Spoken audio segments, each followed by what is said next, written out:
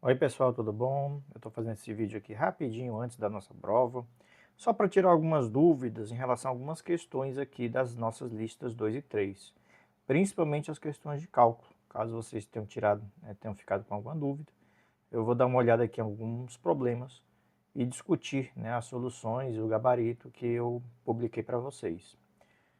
Só um minutinho, deixa eu passar aqui para a minha área de trabalho. Ok, gente, eu vou fazer aqui, estou aqui com a lista 2, certo? Para a gente dar uma olhada. Vamos discutir aqui as questões. Questão 2, por exemplo, né? Bem simples. Ele pergunta onde é que, basicamente, você utiliza o modelo Hooke-Brown, né? Em relação ao método de Mohr-Coulomb. E aí, fica claro que é o item B, né? Uma vez que o modelo de Hooke-Brown é um modelo para maciço rochoso, tá? Então, os itens A, C, D e E são todos para solo, né? Seja silt, areia, argila, né? E o próprio aterro sanitário é um material, mais arenoso. Então, o item B é o mais indicado para o modelo Hooke-Brown. A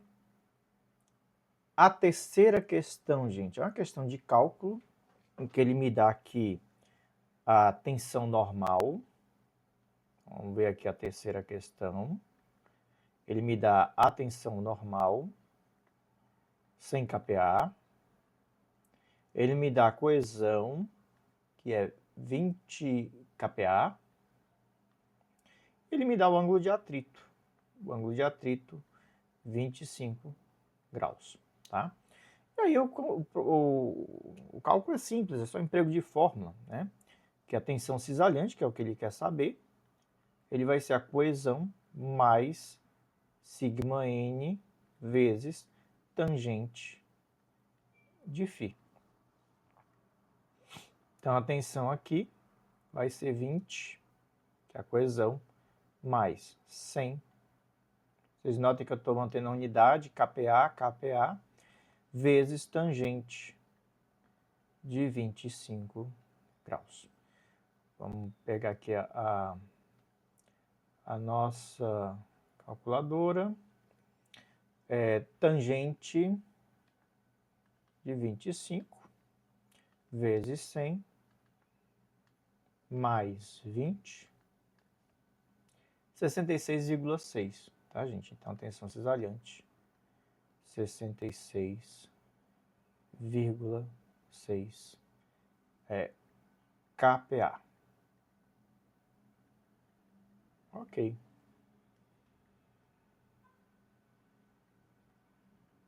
Essa é a terceira, né, a nossa terceira questão aí. A quarta questão, pessoal, tem um detalhe, certo? Em que faltou, de certa forma, um dado. Já discutir. Quem tentou fazer e não conseguiu, vamos lá. Ele fala o seguinte: considere uma rocha intacta. Deixa eu até aumentar aqui o tamanho. Ok. Então, considere uma rocha intacta com resistência à compressão uniaxial de 60 MPa. Me dá os parâmetros MB igual a 10, o S igual a 1, tensão principal menor na ruptura, que é sigma 3, igual a 5 MPa.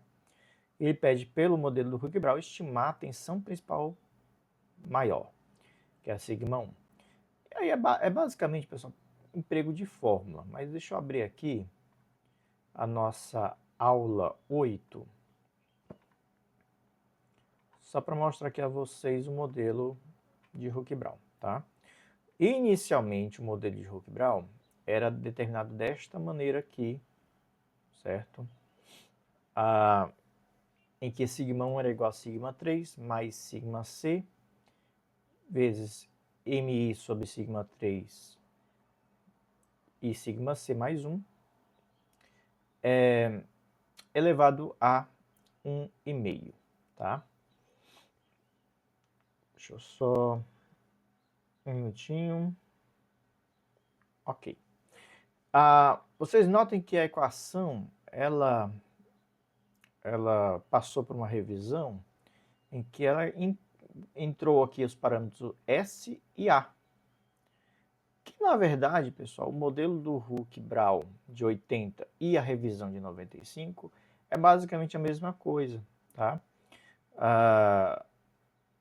Você poderia, inclusive, utilizar qualquer uma das duas fórmulas. O A, no caso aqui, você poderia adotar igual a 0,5. Por quê?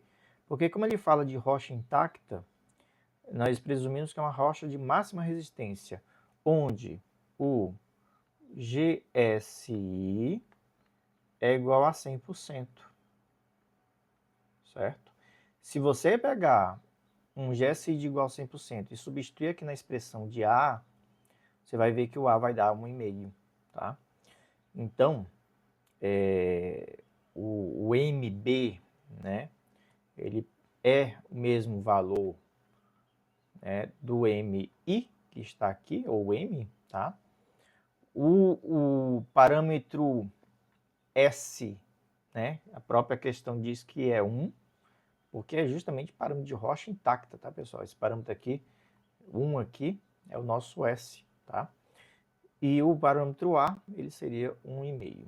Então, só faltou mesmo, né, deixar um pouco mais claro a questão do valor do A, né, mas, enfim, aqui é só para esclarecer em relação ao parâmetro A, que no enunciado não fala, tá?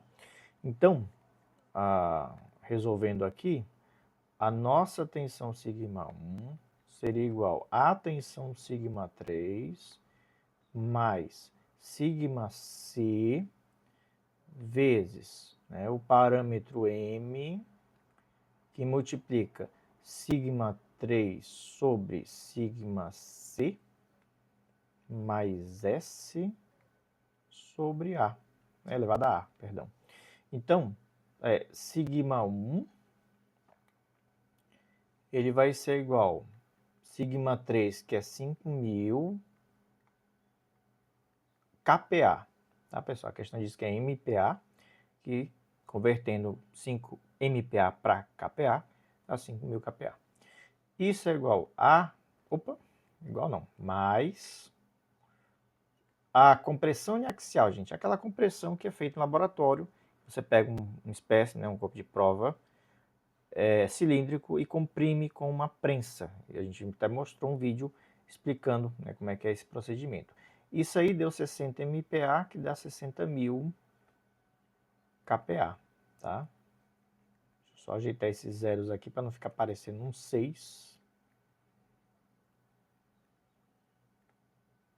Ok, 60.000 vezes o parâmetro M. O M, ou MI, ou MB, tá, pessoal? Ele diz aí que é igual a 10. Então, tá aqui igual a 10, que multiplica σ3 sobre σ1, 5.000 sobre os 60.000, mais o S, que é igual a 1, e o A, né, que é 0,5. Como eu falei para vocês, o nosso A é para uma rocha intacta. Se nós formos calcular aí, 5.000 dividido por 60.000 vezes 10 mais 1 elevado a 0,5 vezes 60.000 mais 5.000. E aí vem uma correção, tá, pessoal? No gabarito diz que é 86,2 kPa. Na verdade, é 86,2 MPa, tá?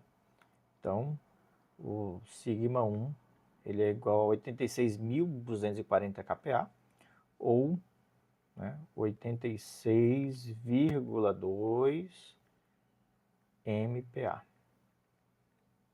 Quem tentou fazer a questão e se esbarrou aí com o parâmetro A que estava faltando, ou, né, não batia o gabarito, né, porque estava em KPA, tá aí a resposta.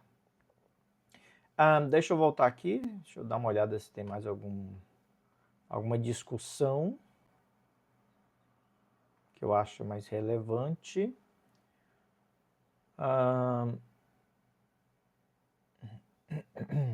Deixa eu ver aqui.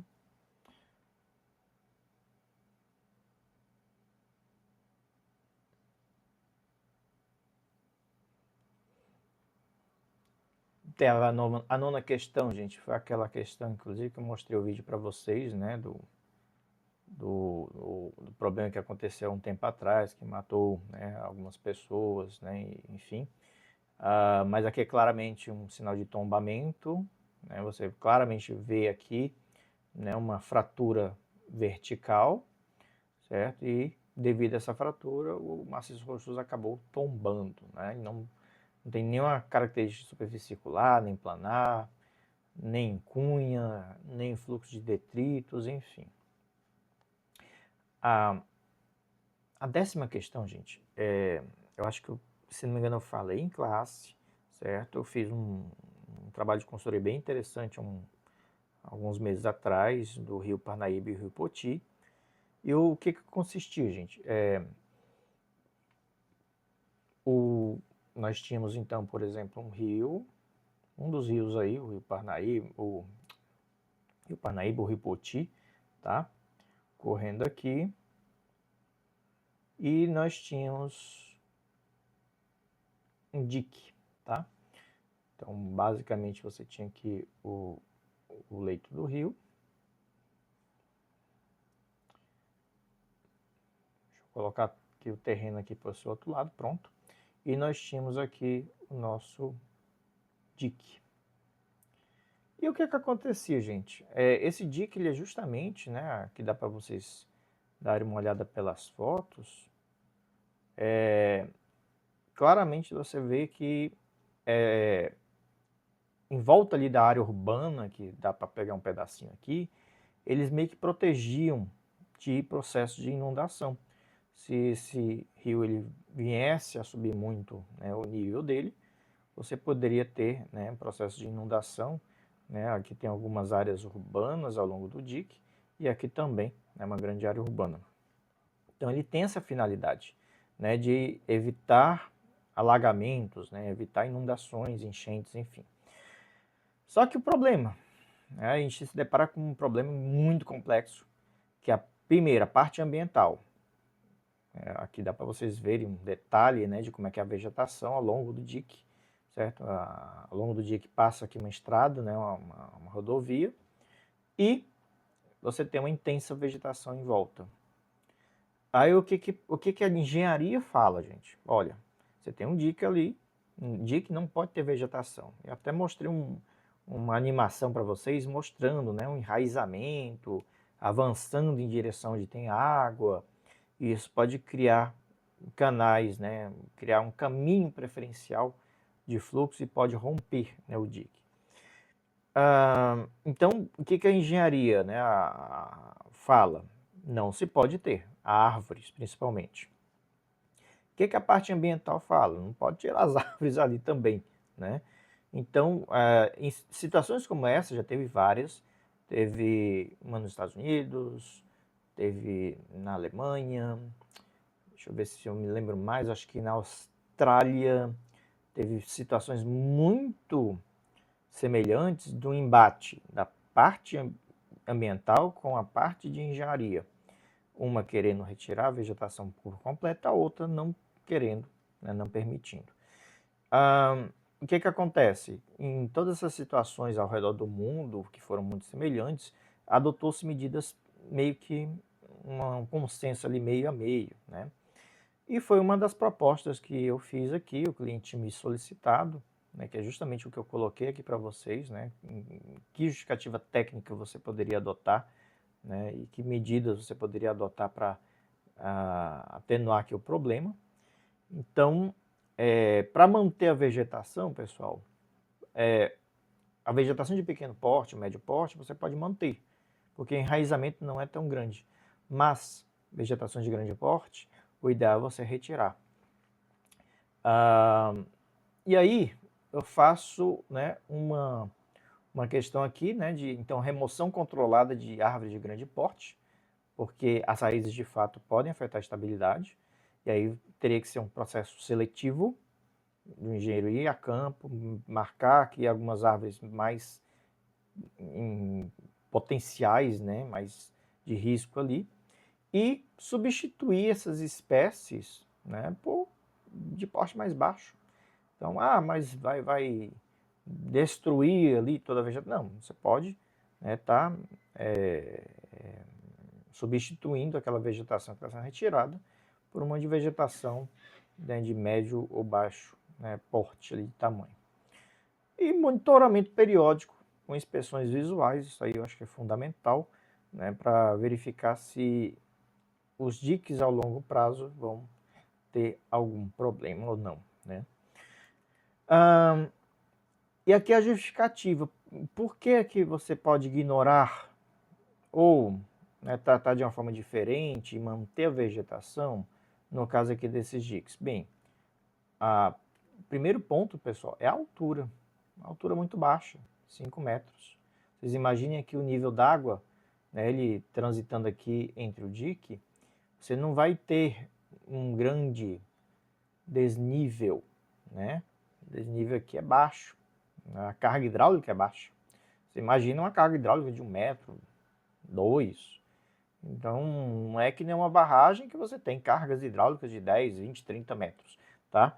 Então, nesse caso aqui, a carga hidráulica que vai impulsionar aqui o fluxo, ele é muito baixo. E por conta disso, você não tem grandes esforços de percolação, você não tem grandes esforços de tensão mesmo no dique, né, que vá provocar alguma ruptura.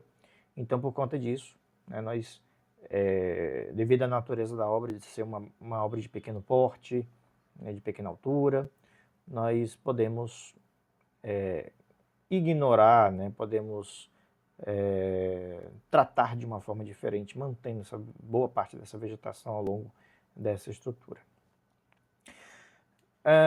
Então, essa era alguma das principais questões.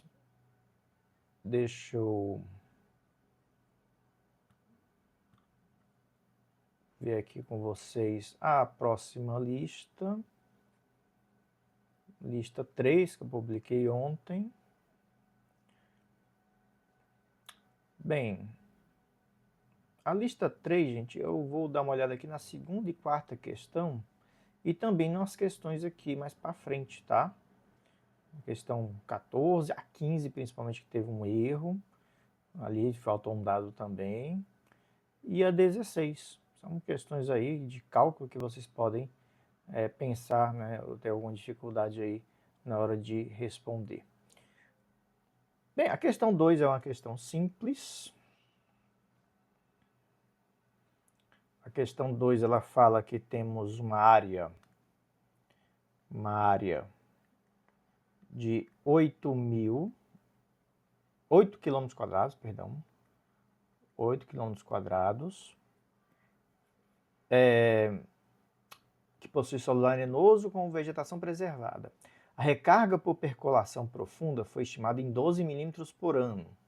Nossa recarga, vou chamar de R, 12 milímetros por ano. Sabendo que cada milímetro equivale a 1 litro por metro quadrado, calcule. Então, 1 milímetro, 1 milímetro equivale a 1 litro por metro quadrado, tá? Esse é o valor aí.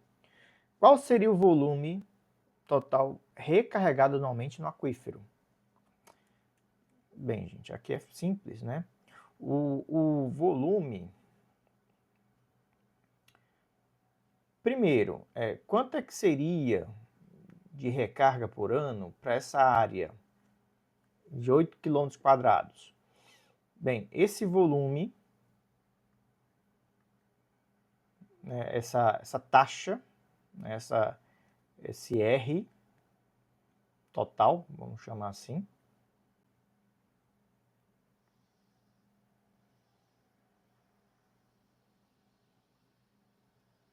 essa recarga total, seria o quê? A área. Aliás, deixa eu pensar aqui. Vamos converter a área. Vamos converter aqui a área, gente.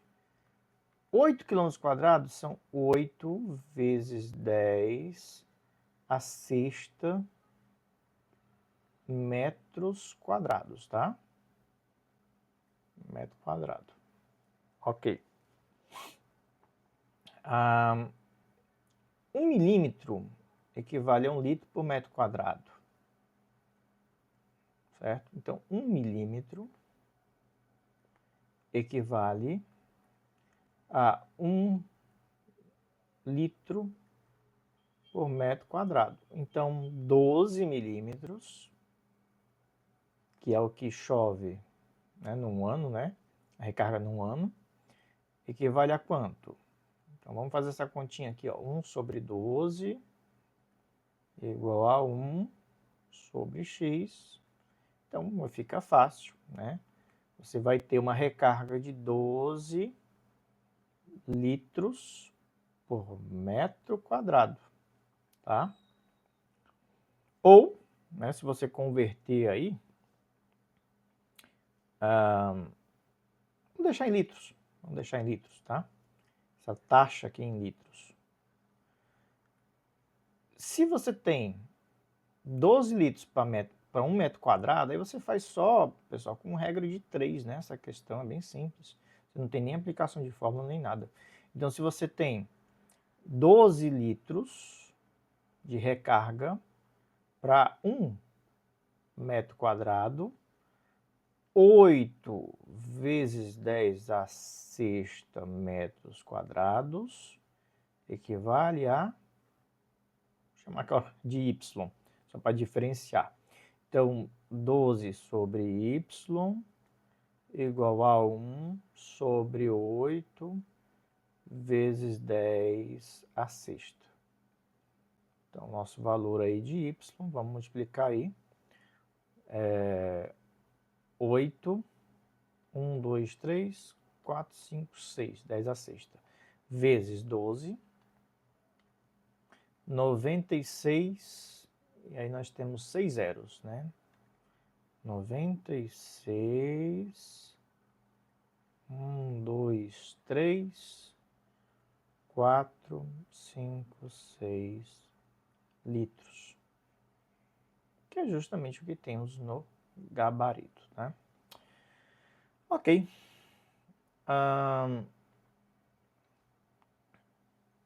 No item B pergunta, gente, se o volume seria o suficiente para abastecer uma cidade com 4.000 habitantes, considerando o consumo de 100 litros por pessoa e por dia.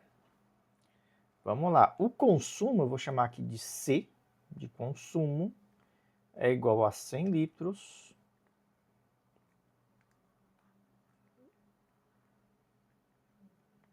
igual a 100 litros por pessoa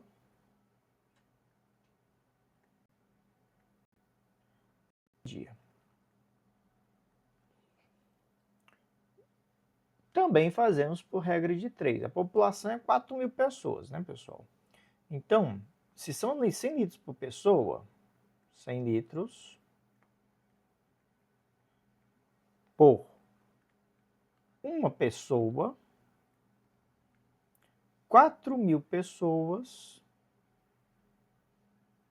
4.000 pessoas vai render um certo volume V, que eu não sei. Então, 100 dividido por V igual a 1 sobre 4.000. Bem, aí o V, o volume, gente, vai ser 4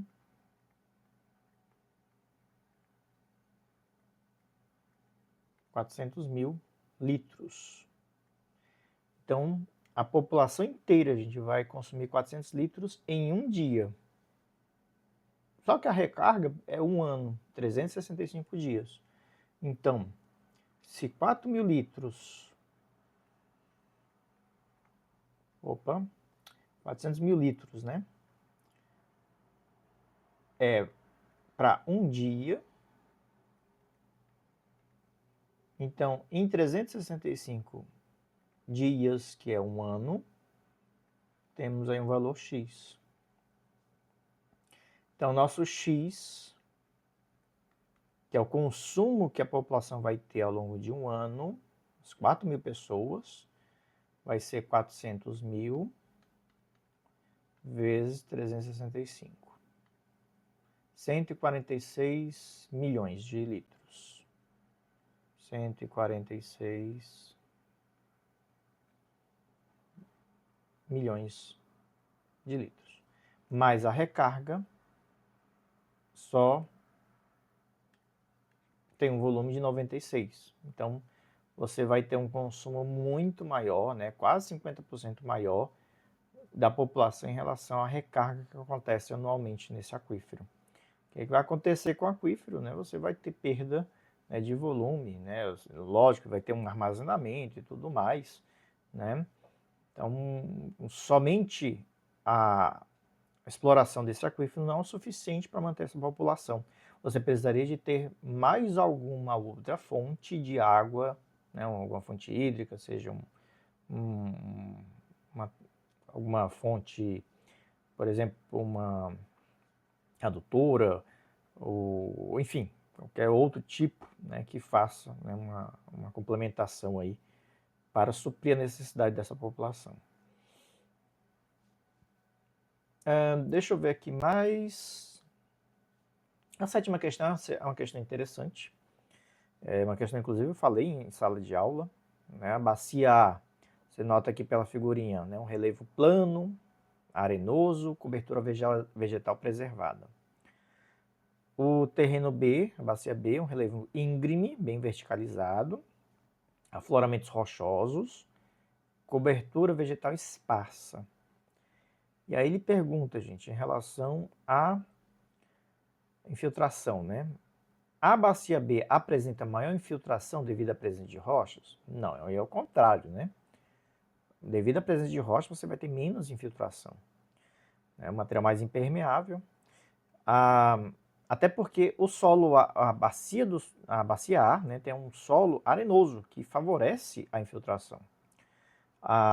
O item B, a bacia A oferece maior escoamento superficial devido ao solo arenoso? Não. O solo arenoso ele é muito permeável, ele vai contribuir muito para a infiltração. Então, não é uma sentença correta.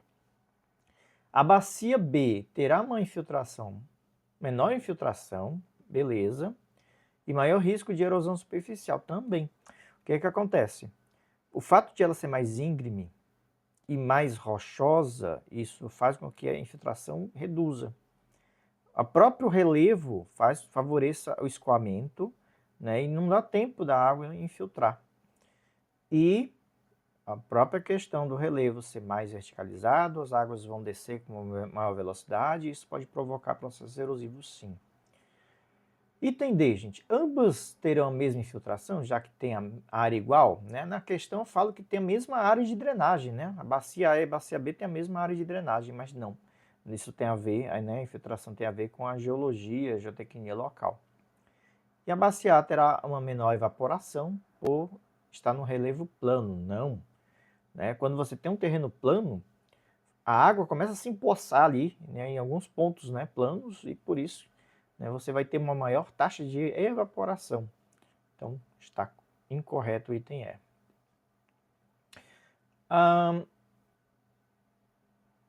Deixa eu ver aqui.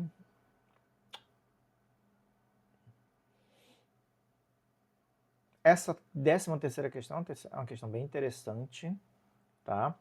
Uma questão de interpretação, certo, gente? Ele fala, né, que você tem uma camada de solo argiloso a mais ou menos 0,6 metros de profundidade. Então, nós temos aqui o nosso terreno.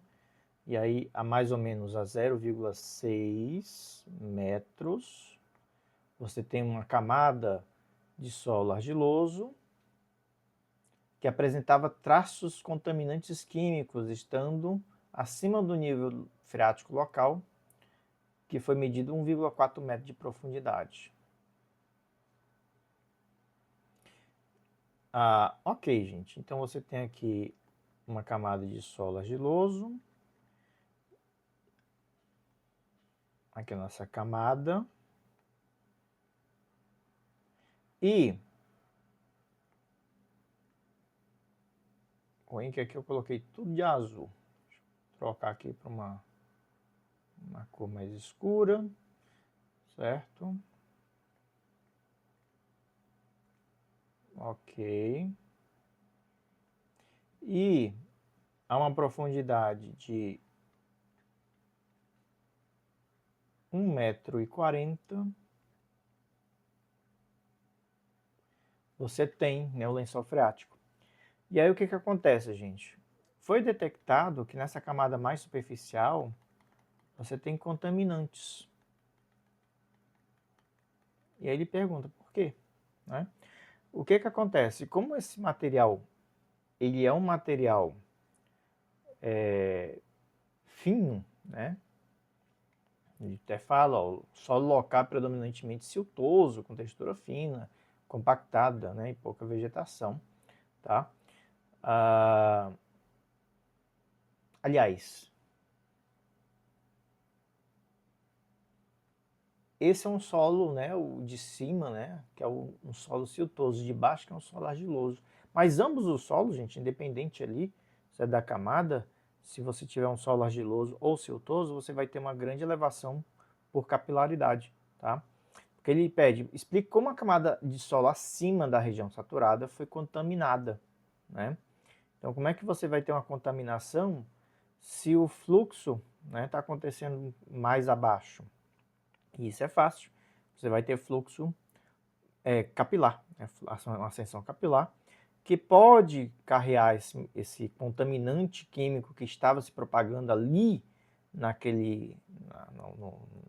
naquela zona saturada, né? Você tinha aqui alguns contaminantes químicos, né, do lençol freático, que devido à ascensão capilar,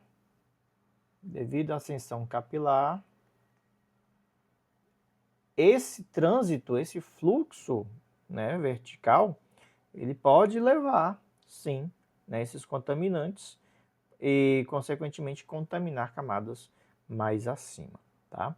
Então, essa é uma questão bem interessante que é presente nessa lista.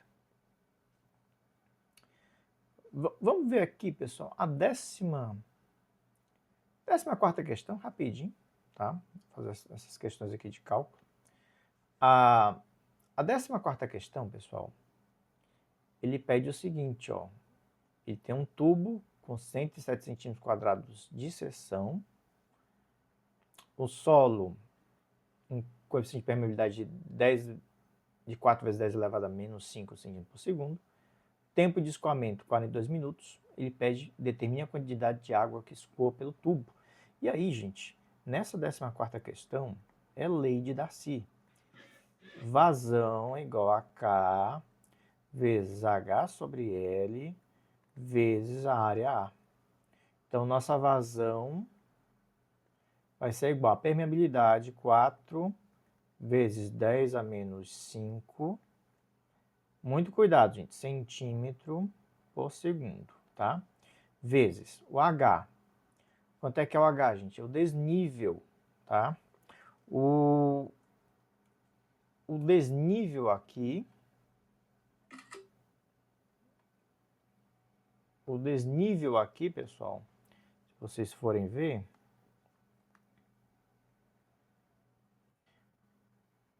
o desnível é 40 menos 15, que dá 25 centímetros, tá? Então, esse é o nosso desnível. Então, o nosso H, que vai mobilizar o fluxo, é 25 centímetros, tá? o L. O L, gente, é sempre na direção do fluxo. Vocês têm que entender que o nosso fluxo aqui pelo esse permeâmetro está indo, ó, neste sentido. Então, nosso L é 30 centímetros, tá?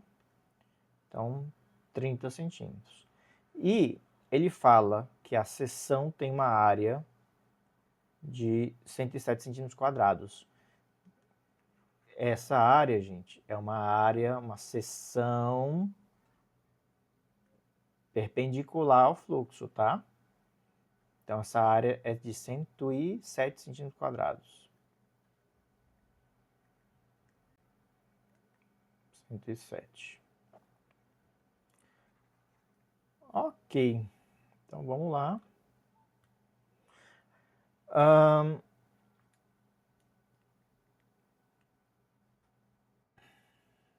Deixa eu só colocar essa imagem aqui um pouquinho pro lado. Colocar aqui para baixo, para não atrapalhar. Então, pessoal, o cálculo aqui fica fácil, né? O L, eu acabei deletando o L aqui, é 30, né? Pronto. Então, vamos lá, calculando aqui. Nós temos que 4 vezes 10 a menos 5 é 0,0004, né? 1, 2, 3, 4... Não, faltou mais um zero. 0,4. 1, 2, 3, 4, 5. 4 vezes 10 a menos 5. Vezes 25 dividido por 30 vezes 107. Isso aqui, gente, é a vazão, certo? Essa é a vazão. 0,030356667 centímetros cúbicos por segundo. Mas o que é vazão? Vazão é volume vezes variação de tempo. Quanto é que foi o tempo, gente? Ele diz aí que o tempo é de 42 minutos. Então, o volume, que é o que eu quero saber, vai ser a variação de tempo, 42 minutos, vezes 60 para transformar em segundos, vezes esse valor, 0,0035667. Então, é só multiplicar, então, por 42 minutos e multiplicar por 60. Dá aproximadamente 9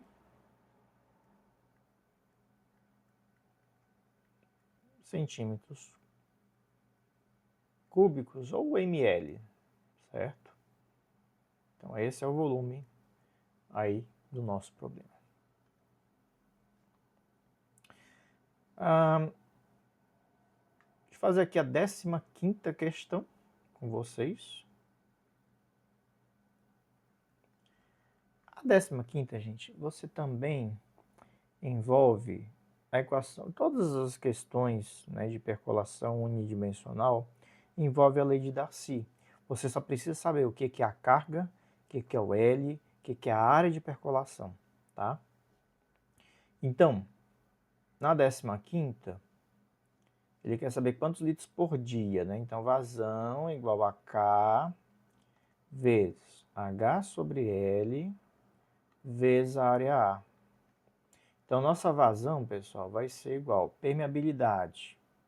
Aí que tá, a permeabilidade não me dá permeabilidade. Ele me dá os parâmetros para calcular a permeabilidade. Então, vamos calcular. Ele diz que temos um permeâmetro carga constante. São a quantidade de água percola. Então, o volume de água que percolou, gente, ele me dá aqui. A altura e o diâmetro da amostra. O tempo e o nível efetivo, né? A carga hidráulica, tá? Então, a permeabilidade é variação de volume dividido pela variação de tempo, vezes deixa eu ver se eu lembro aqui, o L sobre a área vezes a carga hidráulica, tá? Então, com essa expressão, você calcula a permeabilidade, que é uma expressão derivada da lei de Darcy, tá? Então, a permeabilidade vai ser volume, ó, 6 vezes 10 a menos 5. 6 vezes 10 a menos 5 metros, tá? Metros cúbicos. Variação de tempo. Ele diz que o tempo é de 1 minuto e meio. 90 segundos. Comprimento, gente. Aí o comprimento de percolação. Você tem um permeâmetro.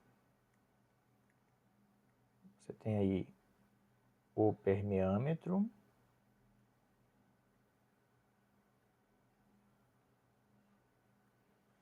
E ele fala que a altura e o diâmetro, né? A altura é de 0,13.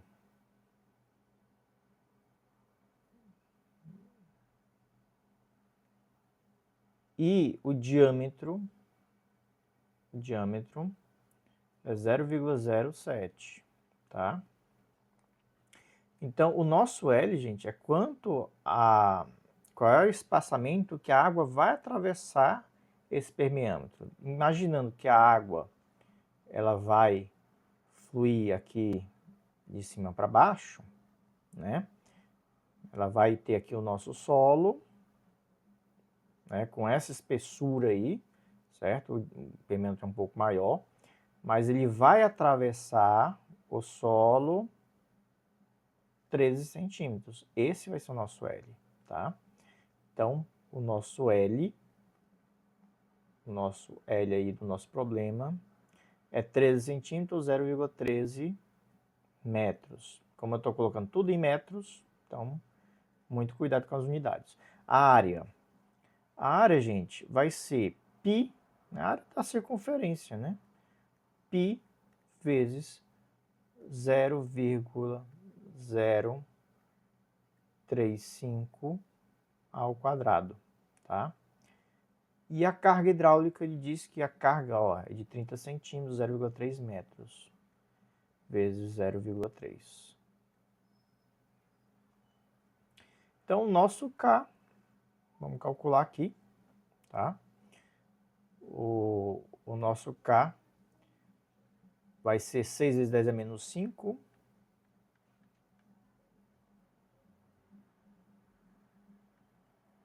Um, 2, 3, 4, 5, ok? Dividido por 900, vezes 0,13, dividido por π, deixa eu ver se eu encontro aqui o π na calculadora, dividido por π, pronto, dividido por 0,035, dividido por 0,035, tá? E dividido por 0,3. Então, essa é a permeabilidade, tá, pessoal? Permeabilidade aí vai ser 7,51 vezes 10 elevado a 1, 2, 3, 4, 5, 6. Menos 6. Ok. Então, essa é a permeabilidade em metros por segundo, tá?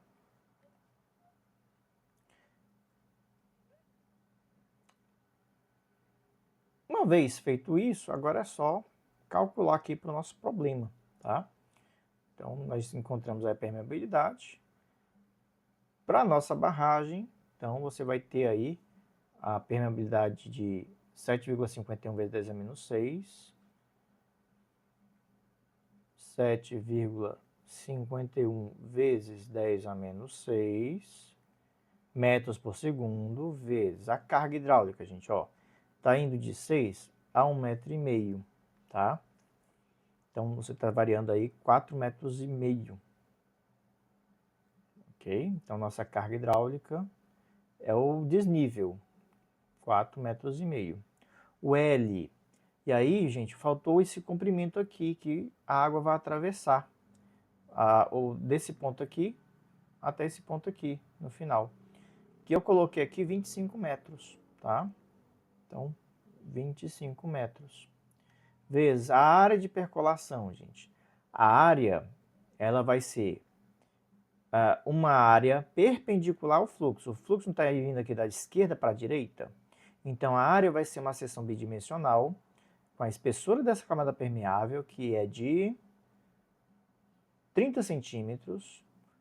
E aí ele pede, ó, considere uma faixa de barragem de 1 metro, como se estivesse entrando aqui na tela 1 metro.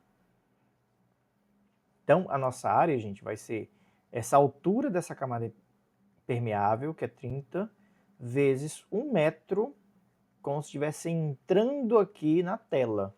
Você tem que entender aí, né, de forma 3D, que é uma seção aí, né, de 1 metro, uma espessura de 0,3.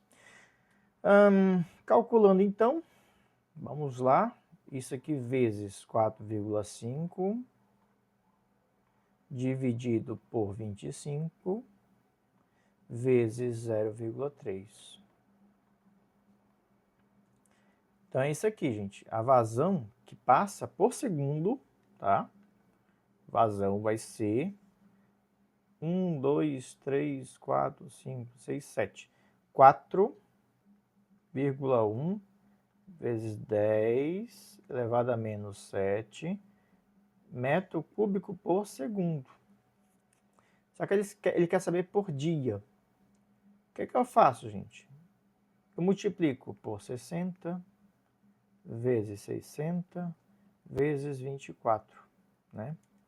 60 minutos, 60 segundos, cada hora, né, vai ter 60 minutos, cada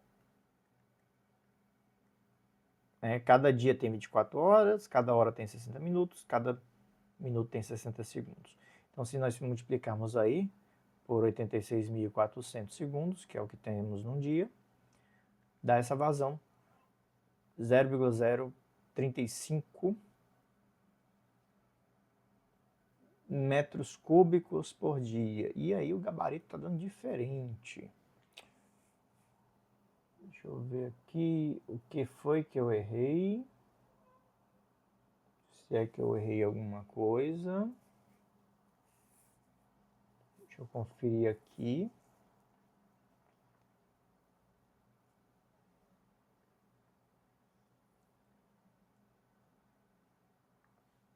Deixa eu só olhar aqui a figurinha.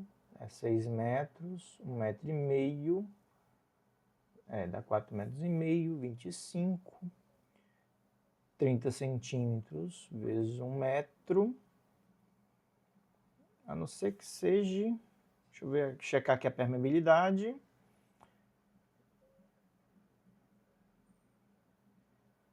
Tempo 1 minuto e meio.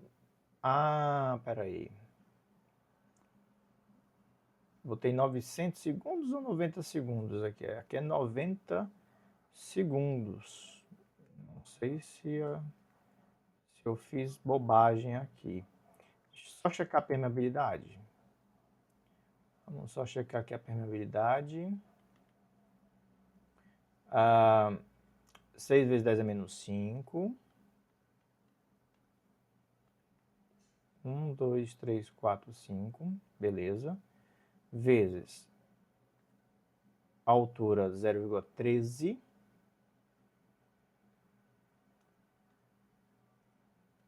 Ok. Dividido pelo tempo, que foi 90 segundos, né, 1 minuto e meio, dividido pela área, dividido por π, dividido pela área, 0,7 dá 0,35, dividido de novo pelo raio, ok, E a carga hidráulica diz que a carga hidráulica é 0,30.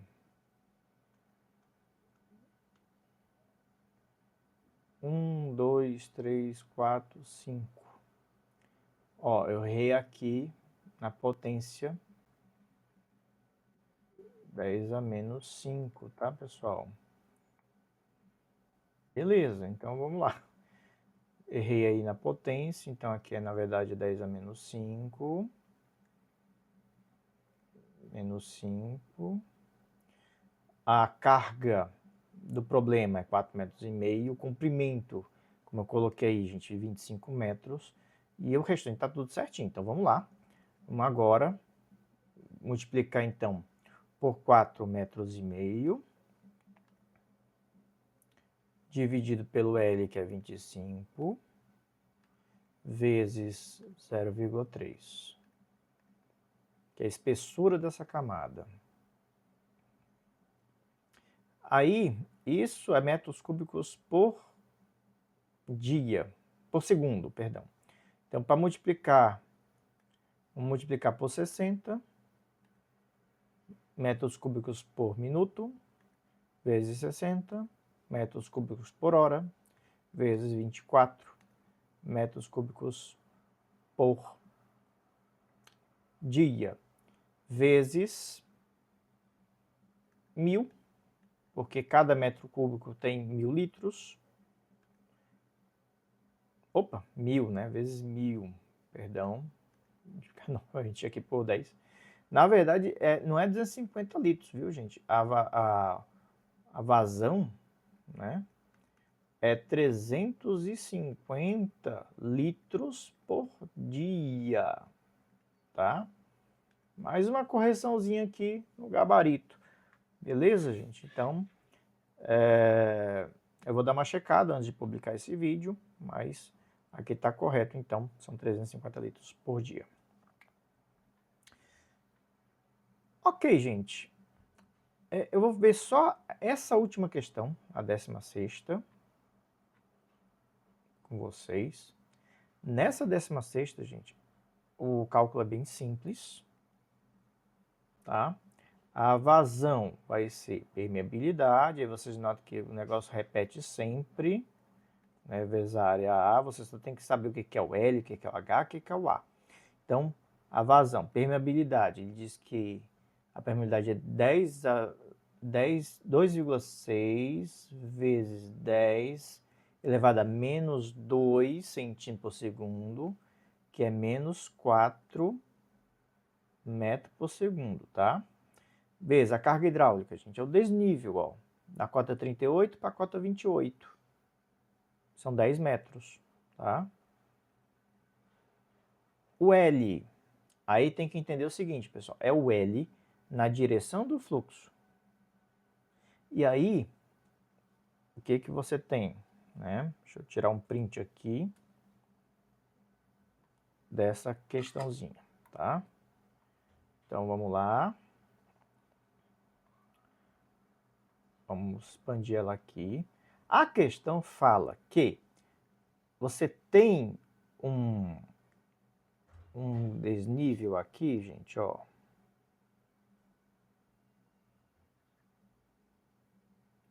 Você tem um ângulo aqui, nessa camada, de 25 graus, tá? E aí você tem que entender o seguinte, o L é na direção do fluxo. O fluxo não está indo nessa direção? A camada permeável não está nessa direção? Então, o nosso L vai ser isso aqui. Esse é o L. Certo? Então, você tem aí um triângulo, tá? Você vai ter aqui um triângulo.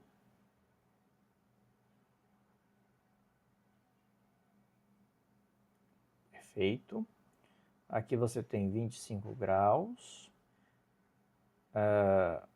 25 graus. Aqui é 200. Não, perdão. Aqui é o nosso L. Aqui é o nosso L. E aqui é 200. Quanto é que é o L, então? Se você fizer cosseno de 25 graus, cateta adjacente, sobre L, que é a hipotenusa.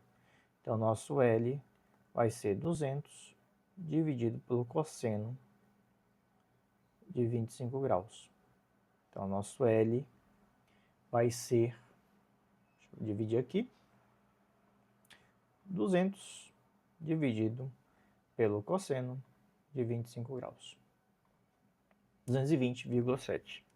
Esse é o nosso L. 220,7 metros.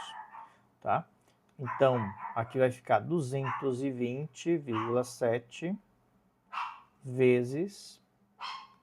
Deixa eu pegar aqui. Deixa eu...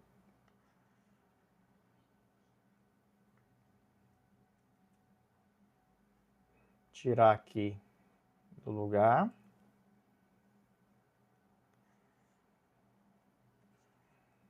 Meu Deus, que dificuldade. Deixa eu tentar tirar aqui. Deixa eu empurrar aqui para baixo. Pronto. Então, fica 220,7 vezes a área. E aí, quanto é que é a área, gente? É a espessura, novamente. É a espessura dessa camada que ele diz que é 1 metro de espessura. Tá? E ele pede, ó, calcule o volume por metro linear. Então, é 1 metro de espessura. É 1 metro de espessura. Aqui é 1 metro. E entrando aqui na tela, gente, 1 metro também, tá? Então, vai ser 1 metro vezes 1 metro. 1 metro quadrado é a nossa área, tá? Então, então vai ser aí 0,00026, 1, 2, 3, 4, né? 10 a menos 4, vezes 10, dividido por 220,7, vezes 1, dá esse valor aí, tá? Isso é metros cúbicos por segundo, multiplicando por 60, vezes 60, vezes 24, temos 1,02 vezes metros cúbicos por dia, tá? Então, a nossa vazão, 1,02 metros cúbicos para um dia. É isso que vai fluir ao longo do dia, a vazão aqui desse reservatório para esse canal. Pessoal, espero que vocês tenham conseguido aqui entender, né, algumas pequenas dúvidas. Eu achei interessante fazer esse vídeo para justamente tirar qualquer dúvida de alguma questão aqui e também, né, dar uma olhada, né, algumas das principais questões aqui das nossas listas, tá? Um forte abraço e até a nossa prova.